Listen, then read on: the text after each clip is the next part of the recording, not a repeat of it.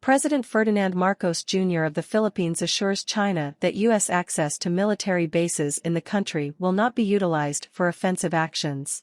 The Philippines recently identified 4 additional bases that the United States will have access to.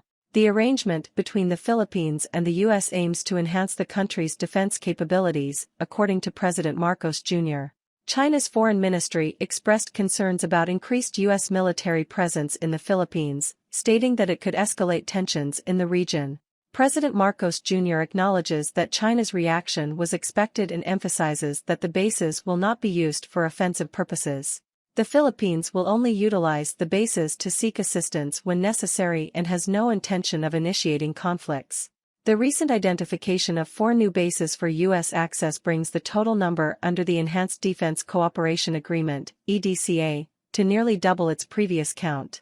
The locations of the newly identified bases hold strategic significance, with 3 facing north towards Taiwan and 1 near the disputed Spratly Islands in the South China Sea. China has constructed artificial islands equipped with runways and missile systems in the South China Sea's disputed areas. The EDCA highlights the strategic importance of the Philippines to the U.S., particularly in light of China's conduct in the South China Sea and tensions involving Taiwan. The agreement, signed in 2014, allows the U.S. to access Philippine bases for joint training, equipment prepositioning, and infrastructure development, but it does not establish a permanent U.S. presence.